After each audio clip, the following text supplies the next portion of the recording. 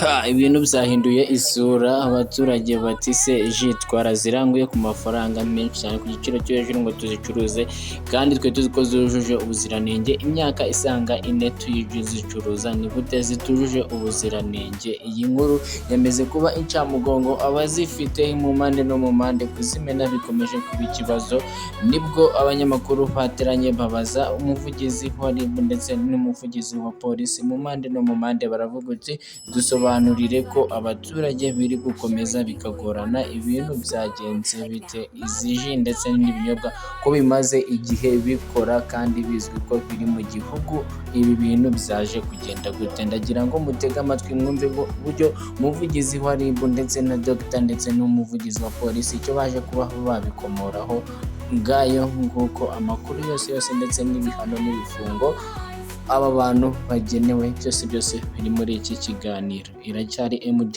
Line Challenge.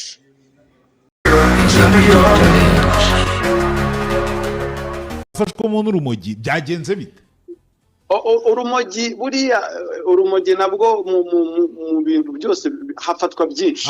Ni byafatiwe muri operation. Ni muri operation buriya twagaragaza ibyafatiwe muri operation ntabwo buriya rumogi rwafatiwe hari. Urakoze cyane tugaruke kuri izi steel wires. Steel wires zakorerwaga mu ruganda rukoreramo na ji byose byakorerwaga hamwe. Icyo nicyo gitangaje muri Joyland bamuhaye icyangombwa cyo gukora ji muri uruganda rumwe ahantu hamwe. Urumva rero ko kumufungira rwose byari ngombwa. Mu mategeko hana uyu muntu harimo n'izihe ngingo bigenda bite?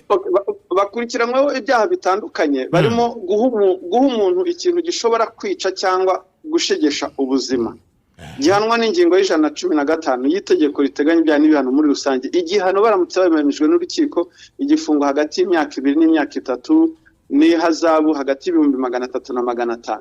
Hari ikindi icyaha kindi guhindura inyandiko cyangwa gukoresha inyandiko mpimbano ni icyaha gihanwa nayo n'ingingo ya 276 itegeko riteganya ibyaha n'ibihano muri rusange. Igihano n'imyaka 5 kugera kuri 7 hakiyongeraho n'amande hagati ya miliyoni 2 n'eshatu. Hari ikindi cyaha twabonyemo iyezandonke.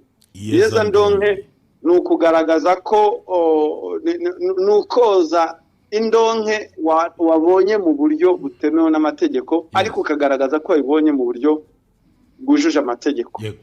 Hano rero ibyo gihanwa n'ingingo ya 54 y'itegeko ryerekeye gukumira no guhana iyezandonke. Hano ho ibihano biraremereye ni igifungo cy'imyaka 10 kugera kuri 15 hakiyongeraho n'ihazabu kuva ku myaka 3 kugera kuri 5.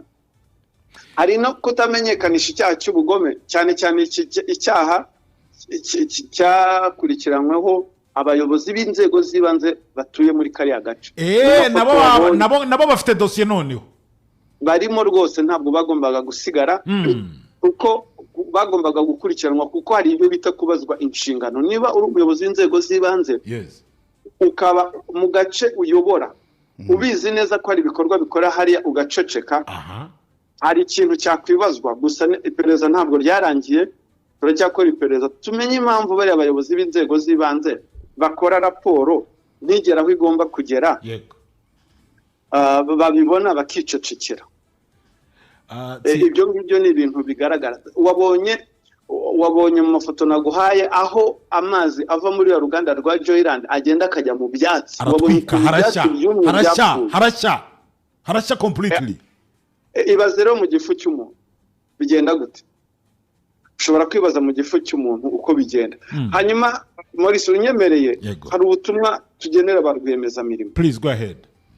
Ubutumwa rero turabuha abarwiyemezamirimo dushingiye n'ukuntu abangaba bafashwe uko bitwaye.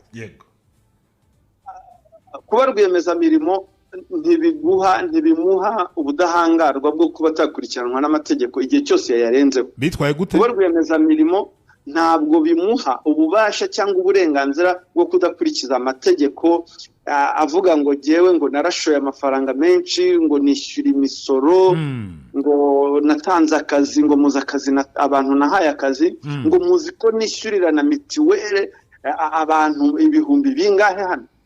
Turagushimye rwiyemezamirimo ukora ibyo bintu ariko ibyo ntibiguha ubudahangarwa bwo kuba utakurikiza amategeko cyangwa ngo hano muri bariya bafashwe bavuganye ubwishongozi cyane tumuramfungira uruganda muzi imisoro ninjiza ariko niyo nasuzumye ahubwo iyo biba ni myinshi